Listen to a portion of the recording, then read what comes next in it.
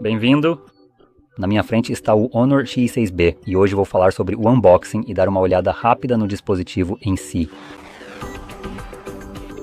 Vou pegar qualquer ferramenta que eu puder usar para cortar, qualquer coisa que eu possa usar. Lá vamos nós.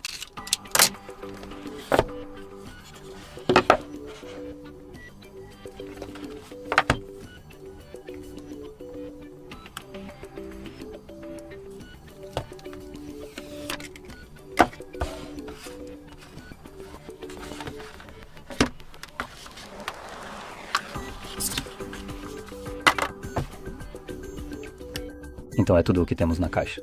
Um pouco de papelada, TV a cabo tipo A para tipo C e o telefone.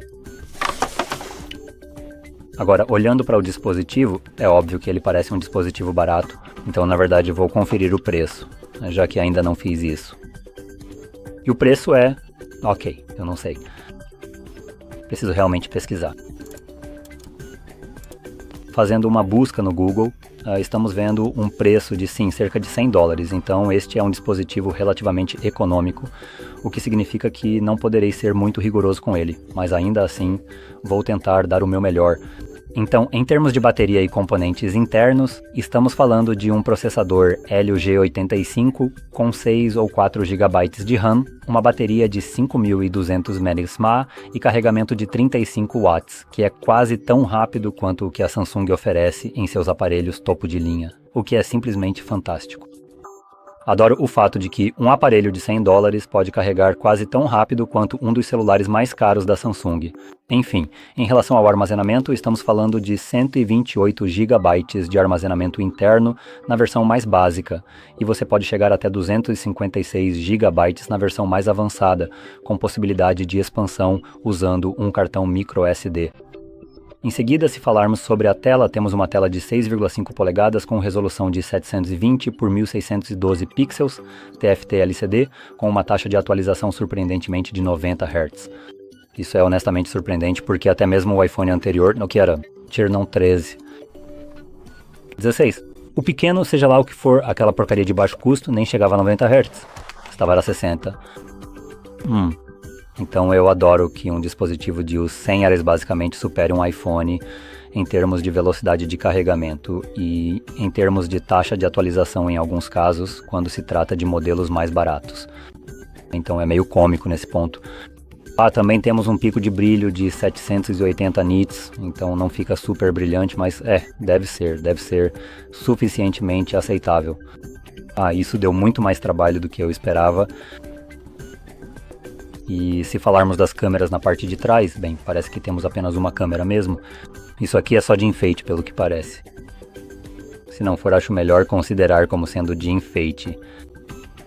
E definitivamente não é de enfeite, por algum motivo.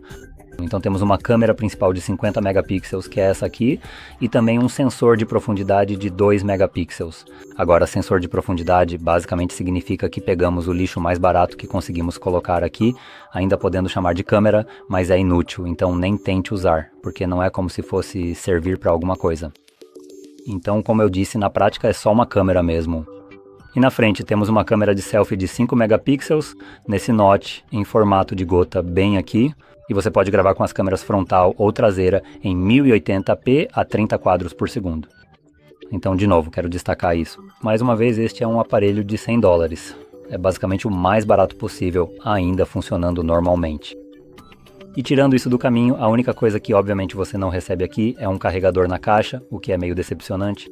Quando você está comprando um celular muito barato, eu acho que o carregador deveria vir incluso, porque há grandes chances de esse ser o seu primeiro celular. Então essa é a minha perspectiva sobre isso. Também temos uma entrada para fone de ouvido aqui, o que é uma inclusão bem legal, quase esquecida com o tempo. E ao lado disso temos alto-falantes, microfone, porta de carregamento tipo C e, na parte de cima, outro microfone, botões de volume, botão de energia que também funciona como sensor de impressão digital, nossa bandeja para SIM SD aqui, e construção toda em plástico, pelo menos na traseira e na moldura. E obviamente vidro na frente com uma película protetora de tela já aplicada. Então eu diria que é um dispositivo ok pelo preço que a Honor está pedindo. Então, obviamente, se você está procurando um celular bem acessível, essa pode ser uma opção razoável. Eu não me lembro exatamente o quão bom é o processador Helio G85, mas hoje em dia, em 2025, ok, esse foi lançado em junho de 2024, ainda assim, os processadores estão chegando a um ponto em que, por exemplo, no segmento intermediário, você realmente não vai notar tanta diferença assim entre o mais rápido e os outros. Então, por exemplo, coisas como onde está? Pronto, está bem aqui comigo. Este aqui está rodando o mais novo Snapdragon 8 Elite. E eu não consigo te dizer qual é a diferença disso em termos de uso comparado a um aparelho antigo de uns 3 anos atrás, que seria o Fold 4, que rodava um Snapdragon 8 Gen 2, se não me engano. Então, 2 gerações acima, com um salto enorme de desempenho, e eu realmente não consigo perceber a diferença na velocidade de abertura dos aplicativos aqui. Então, de novo, é mais uma questão de preferência. Em termos de desempenho bruto, como codificação e coisas do tipo, obviamente vai ser mais rápido. Mas no uso do dia a dia, neste ponto, quando se trata da maioria dos aparelhos, você realmente não percebe isso. Aqui, este é um dispositivo de entrada super básico, então você vai perceber a diferença entre aparelhos intermediários e algo que seja tão básico assim, mas não vai ser tipo absurdamente lento. E a gente pode meio que passar pelo processo de configuração aqui. Eu quero destacar, isso é... Onde está o outro? Supostamente isso aqui está rodando a 90 Hz de taxa de atualização, mas com certeza não parece.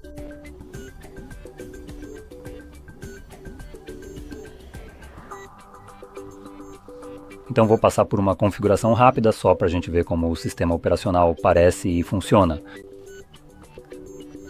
E enquanto faço isso, também quero mencionar uma coisa que algumas pessoas podem achar interessante. Quando se trata de dispositivos de baixo custo como esses, você acaba... Os fabricantes, obviamente, podem gastar dinheiro em diferentes componentes e ter um dispositivo mais avançado do que este não vai ser uma diferença de preço tão grande, sabe? Enquanto oferece um salto enorme em desempenho no geral. Então, por exemplo, este dispositivo custa 100, certo? Enquanto se você decidir optar por um dispositivo que custa cerca de $180, ou seja, $80 a mais, vamos até arredondar para o dobro do preço, você vai conseguir um dispositivo que tem um desempenho mais do que o dobro do preço deste aqui. Então você vai ter melhorias na velocidade de carregamento da bateria, na tela, vai ser algo como uma tela AMOLED ou OLED com taxa de atualização de 120 Hz. Obviamente um processador mais rápido e com certeza câmeras melhores do que as que você tem aqui. Então está melhorando em tudo. E para um celular, quando você tem opções que vão de cerca de 100 a $1.800, gastar esses 80, $90 a mais não é tanto assim no grande esquema das coisas e nesse tipo de comparação. Mas gastar esses $80 basicamente te dá um aparelho que tem um desempenho, eu diria, indistinguível em termos de velocidade bruta de dispositivos de categoria superior.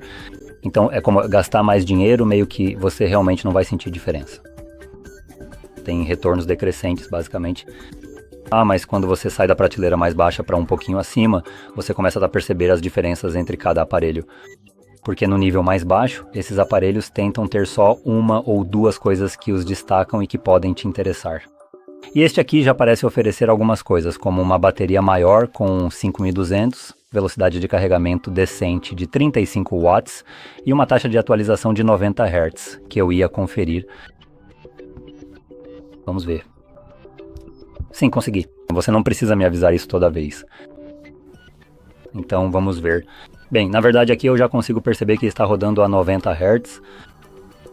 E além disso, está fazendo isso muito bem. Vale lembrar que não há aplicativos instalados, mas não está travando nem nada do tipo, né? O que obviamente é muito bom.